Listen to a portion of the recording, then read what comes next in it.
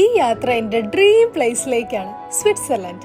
ലൈഫിൽ ഒരിക്കലെങ്കിലും കണ്ടിരിക്കേണ്ട ഈ ഭൂമിയും സ്വർഗമൊക്കെ ഒരുമിച്ച പോലെ ഒരു മലയടിവാരത്ത് തീർത്തൊരു സുന്ദര ഗ്രാമം, അതാണ് ഈ ഗ്രിൻഡർവോൾഡ്. എത്ര സ്ട്രെസ്ഡ് ആയിട്ടിരിക്കുന്ന മനസ്സിനും ആഴത്തിലുള്ള ഒരു സമാധാനം തരാൻ പറ്റുന്ന എന്തോ ഒരു മാജിക് അത് ഈ സ്ഥലത്തിനുണ്ട്. ഒരിക്കലും അവസാനിക്കരുതെന്ന് ഓർത്തുപോയ നിമിഷങ്ങൾ. ഈ ചില മൊമെന്റ്സിൽ സ്റ്റക്കായി നിന്നിട്ട് അത് തന്നെ എപ്പോഴും എൻജോയ് ചെയ്യാൻ പറ്റിയിരുന്നെങ്കിലും നമ്മൾ ആഗ്രഹിക്കില്ലേ, അതുപോലെ. ഇതൊക്കെ കാണാണ്ട് ഇപ്പൊ ധൃതി പിടിച്ച് അങ്ങോട്ട് എന്നിട്ട് എന്നാ ചെയ്യാനാ എന്ന ദുൽഖർ ചാർലിയിൽ പറയുന്നത് പോലെ ലൈഫിൽ ഇടയ്ക്കൊക്കെ ഒന്ന് സ്റ്റക്കായെന്ന് തോന്നുമ്പോൾ ഇതുപോലുള്ള യാത്രകൾ നല്ലതാണ്. എന്നെ ഏറ്റവും കൂടുതൽ അത്ഭുതപ്പെടുത്തിയത് ഇവിടുത്തെ ആളുകൾ ഈ രാജ്യത്തോട് കാണിക്കുന്ന ഒരു റെസ്പെക്ട് ആണ്. വളരെ ലളിതമായിട്ടുള്ള ഒരു ജീവിതമാണ് അവരുടെ. സുന്ദരമായിട്ടുള്ള വീടുകൾ, ഇവിടുത്തെ പശുവിനും ആടിനും പുല്ലിനും വെള്ളത്തിനും വരെ ഒരു വല്ലാത്ത സൗന്ദര്യമാണ്. ഇവിടുത്തെ തടിയിൽ തീർത്ത വീടുകൾക്ക് 100 മുതൽ 200 വർഷം വരെ പഴക്കമുണ്ട്.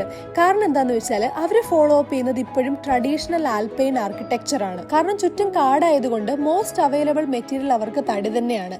പിന്നെ വുഡ് ആണെങ്കിൽ ഒരു നാച്ചുറൽ ഐസൊലേറ്റർ ആണല്ലോ. വിന്ററിന് ചൂടകത്ത് നിർത്തി അതുപോലെ സമ്മറിന് നല്ല തണുപ്പും തരും. സ്വിസ് കൾച്ചറിന്റെ ഭാഗമായി എല്ലാ പശുക്കൾക്കും ഒരു പ്രത്യേകതരം മണി കെട്ടിയിട്ടുണ്ടാകും. സമ്മറിൽ ആൽപ്സ് മൗണ്ടൻസിൽ മേയാനായിട്ട് കൊണ്ടുപോകുമ്പോൾ ലൊക്കേറ്റ് ചെയ്യാനും ഈ ഈവിൾ സ്പിരിറ്റിനൊക്കെ പ്രൊട്ടക്ട് ചെയ്യാനായിട്ടാണ് അത്.